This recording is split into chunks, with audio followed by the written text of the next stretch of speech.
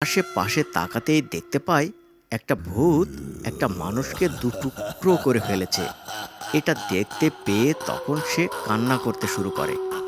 এমন সময় ওই ভূতটা মোটুর দিকে এগিয়ে আসে আর মোটুকে ধরে বেঁধে ফেলে।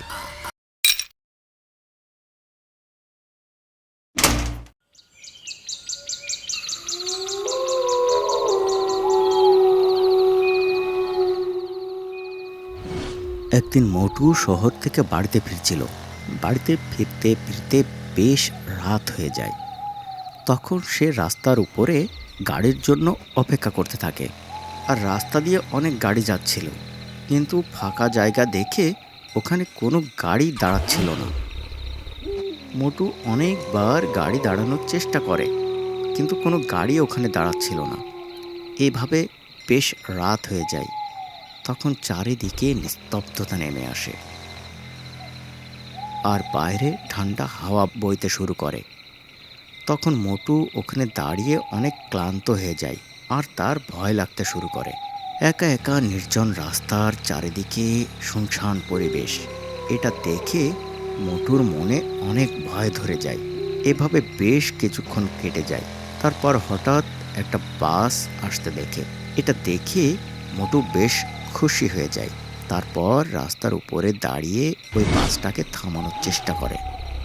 আর একথা বলতেই মোটুর সামনে ওই গাড়িটা ব্রেক করে। তখন মোটু কোনো দিকে না তাকিয়েই দ্রুত ওই গাড়িতে উঠে পড়ে। তারপর ওই গাড়ি চলতে শুরু করে। তখন মোটু খেয়াল করে দেখে ওই গাড়িতে একটা লোকও নেই, শুধুমাত্র একজন ড্রাইভার ওই গাড়িটা চালিয়ে নিয়ে যাচ্ছে। তখন মোটু ওই ড্রাইভারকে জিজ্ঞেস করে,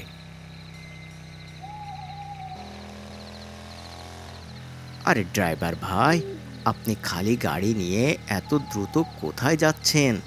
গাড়ির ভিতরে তো একটা প্যাসেঞ্জারও দেখতে পাচ্ছি না। আপনার গন্তব্য কত দূর? আপনি কোন স্ট্যান্ডে গিয়ে থামবেন বলেন তো আমাকে। আরে, আপনি কোথায় যাবেন? আপনি যেখানেই যাবেন আমি সেখানে আপনাকে নিয়ে যাব। ভূতের আবার স্টেশন কিসের? আমার স্টেশন সারা রাত সব জায়গায়। আমি যেখানে খুশি সেখানে যেতে পারি। পরের স্টেশনে দুজন ভূত আছে। আমি ওদেরকে সাথে নিয়ে আমি আমার আস্তানায় ফিরে যাব। তারপর যেগুলো শিকার ধরেছি সবগুলোকে একসাথে খাবো, বুঝেছ?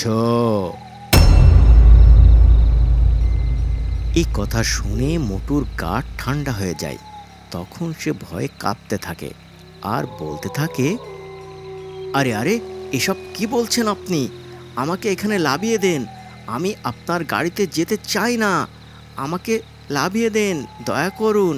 আমি আর যাব না। এভাবে মোটু অনেক চিল্লাতে থাকে। ঠিক এমন সময় ওই ভূত তার জাদু শক্তি দিয়ে মোটুকে ওখানে অজ্ঞান করে শুয়ে রাখে।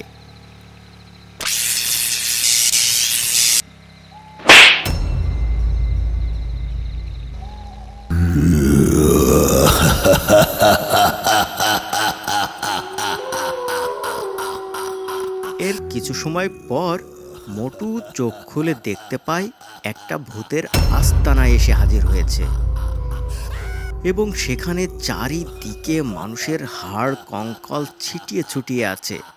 এটা দেখে তো মোটু অনেক ভয় পেয়ে যায়। আশেপাশে তাকাতেই দেখতে পায় একটা ভূত একটা মানুষকে দুটুকরো করে ফেলেছে। এটা দেখতে পেয়ে তখন সে কান্না করতে শুরু করে। এমন সময় ওই ভূতটা মোটুর দিকে এগিয়ে আসে আর মোটুকে ধরে বেঁধে ফেলে।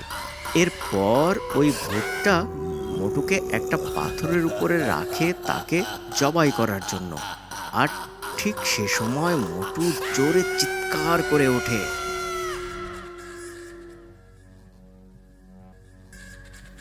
আরে আরে, বাঁচাও বাঁচাও, কেউ আমাকে বাঁচাও! এই ভূত তো আমাকে খুন করে ফেলবে। আমাকে তো জবাই করে ফেলবে, বাঁচাও বাঁচাও।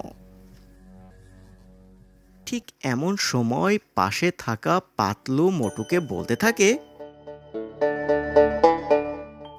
আরে আরে বন্ধু, কি হয়েছে তোমার? সারা দিন এমনিতেই পড়ে পড়ে ঘুমাচ্ছ, আর এখন দেখছি তুমি স্বপ্নে ভুলভাল বকতে শুরু করেছো। কি হয়েছে তোমার বলো তো? পাতলুর এই কথা মোটুর কানে যেতেই মোটুর চোখ খোলে, আর চোখ খুলে সে দেখতে পায় সে ঘরের বিছানায় শুয়ে আছে। তখন সে পাতলুকে বলে, আরে আরে পাতলু, আমি এখানে এলাম কখন? আমি তো ভূতের আস্তানায় ছিলাম। ওই ভূতটা তো আমাকে এক্ষুনি গলা কেটে দুভাগ করে দিচ্ছিল। আরে বন্ধু, তুমি কাজকাম বাদে সারা দিন ঘুমাও, তাই তো তোমার স্বপ্নদোষ হয়েছে। তুমি স্বপ্নে ভুলভাল বকা শুরু করেছো। এরপর মোটুর হুঁশ ফেরে, আর তখন সে বোঝে ঘুমের ঘরে সে স্বপ্ন দেখছিল। এরপর মোটু আর কোনোদিনও দিনের বেলায় ঘুমাতে যেত না। সে সারা দিন পরিশ্রম করত এবং রাতের বেলায় ঘুমাতো।